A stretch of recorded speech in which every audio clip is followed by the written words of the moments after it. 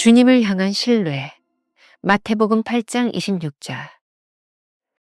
풍랑 가운데 안식 누리기. 두려움과 안식은 반대 개념입니다. 두려움 가운데서 우리는 아무것도 아니지만 안식과 평안 가운데서는 무엇이 될 수 있습니다. 하나님은 주의 자녀들이 주님을 향한 확신으로 가득 차기를 바라시며 어떠한 위기에서도 하나님께서 그들을 보시기에 조금도 변함없이 믿을 만한 자녀들이 되어줄 것을 기대하십니다. 제자들이 풍랑 가운데 두려워했던 이유는 주님을 전적으로 신뢰하지 않았기 때문입니다. 제자들의 문제는 주님을 신뢰하지 않는 것이 아니라 어느 정도만 신뢰한 것입니다. 주님과 함께 있으면서도 풍랑이 보이자 주님을 인정하지 않은 제자들을 보시고 주님은 믿음이 작은 자들이라며 책망하십니다.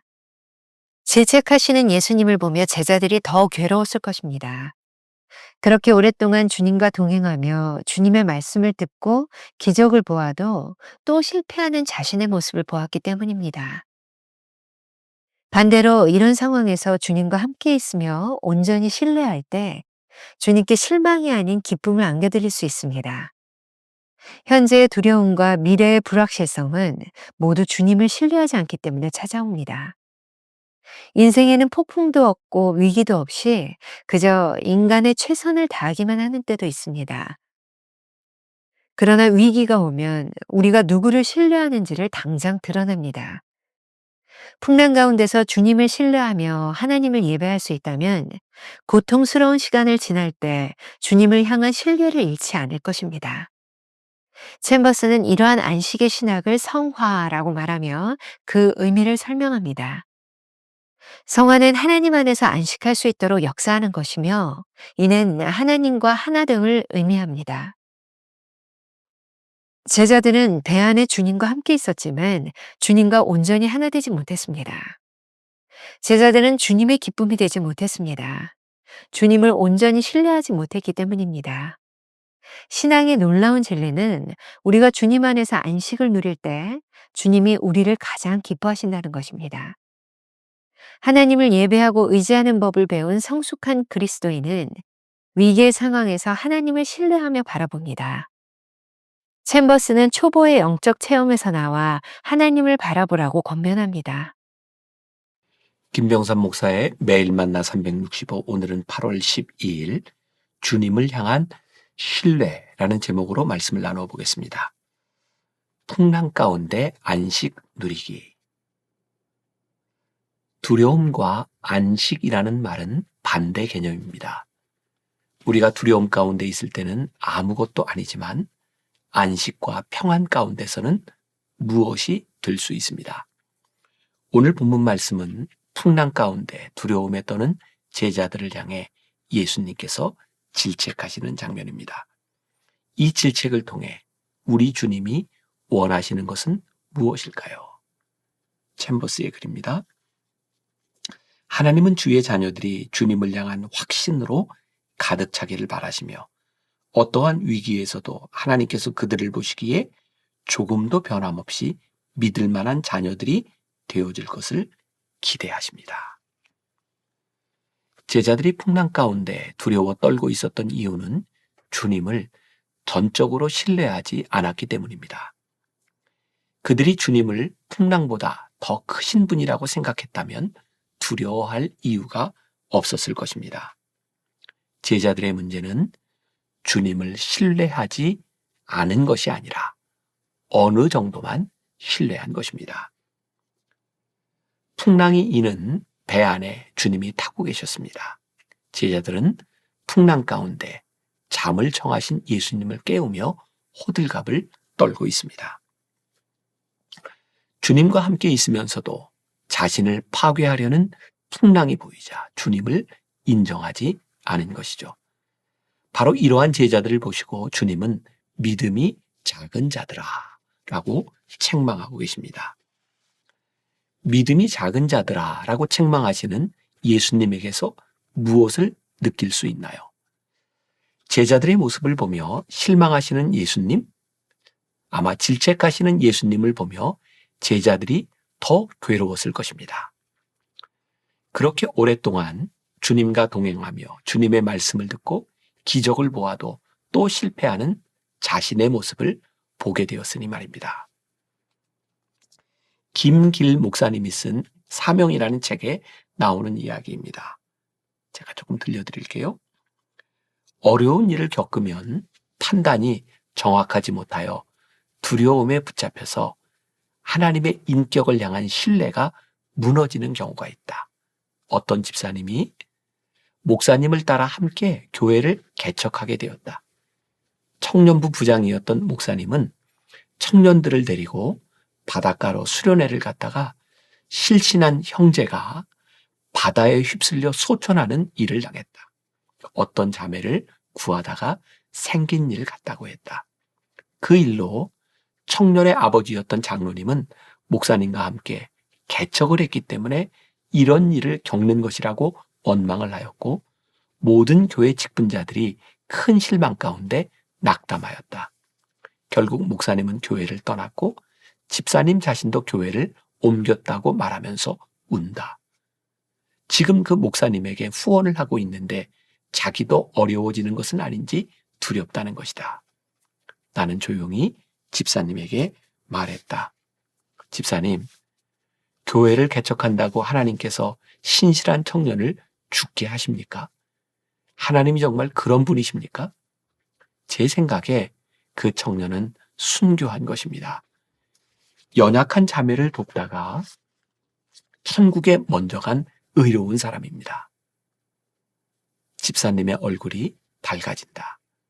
우리는 하나님의 인격을 향한 굳은 믿음을 가져야 한다. 믿음이란 무엇인가? 심지어 내가 잘못했어도 하나님은 나를 사랑하시고 기다리시기 때문에 지금 돌아가면 가망이 있다고 하나님의 인격을 굳게 믿는 것입니다. 하나님의 인격을 향한 안정감 있는 신뢰가 하나님의 뜻을 인격적으로 구별할 수 있게 합니다. 반대로 이러한 상황에서 우리는 언제 주님께 실망이 아닌 기쁨을 안겨드릴 수 있을까요? 주님과 함께 있으며 온전히 주님을 신뢰할 때입니다. 사실 현재의 두려움과 미래의 불확실성 모두 주님을 신뢰하지 않기 때문에 찾아옵니다. 오늘 풍랑이 있는 바다가 우리에게 주는 교훈이 무엇일까요? 챔버스의 말입니다.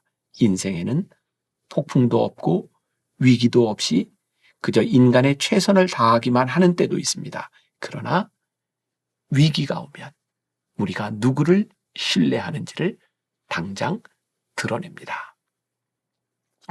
오늘 묵상의 원문 제목이 안식의 신학, 영어로 The Theology of Rest라고 되어 있습니다.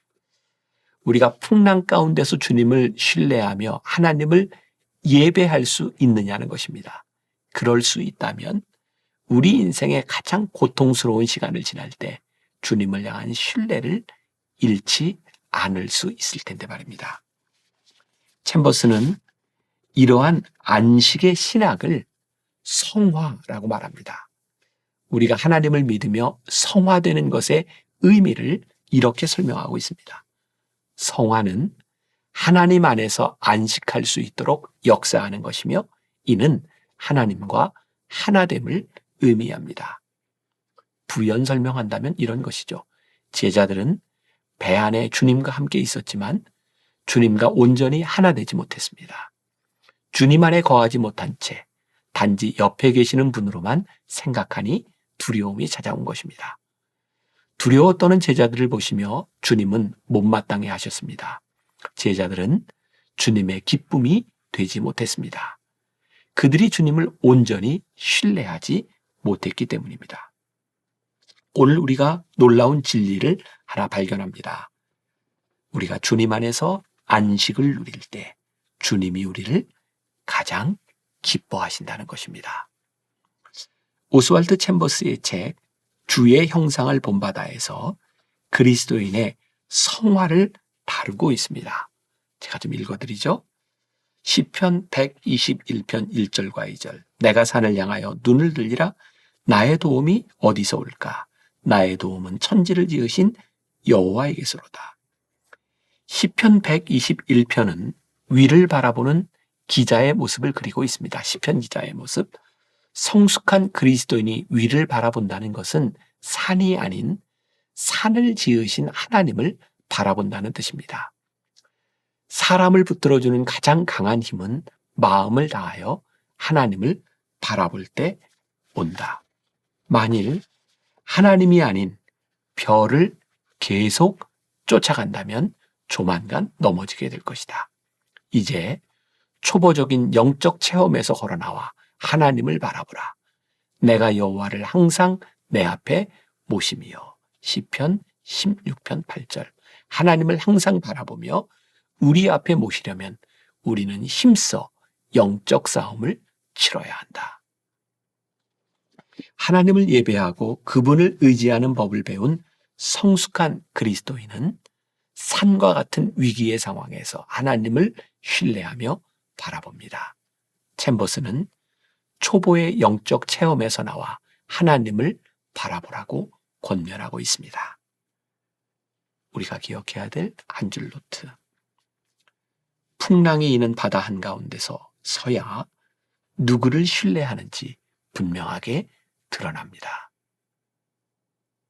오늘 하루 이런 질문을 가지고 살아봅시다. 인생의 풍랑 가운데 있습니까? 우리의 모습을 주님이 기뻐하신다고 말할 수 있습니까? 문제는 풍랑이 아니라 신뢰 여부입니다. 기도하겠습니다.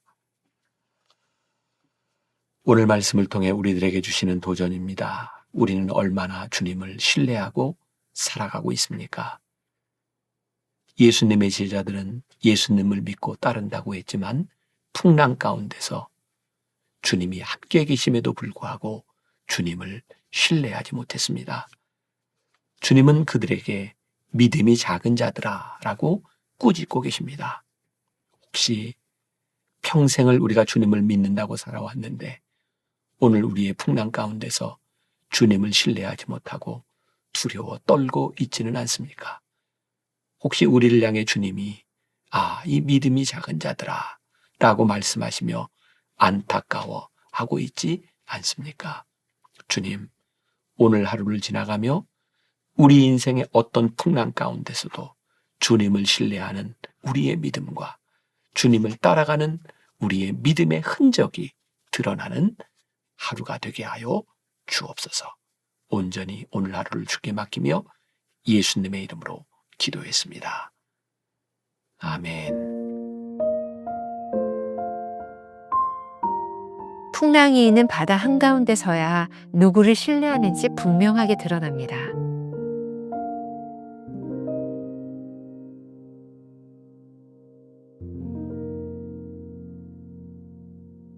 인생의 풍랑 가운데 있습니까? 우리의 모습을 주님이 기뻐하신다고 말할 수 있습니까? 문제는 풍랑이 아니라 신뢰 여부입니다.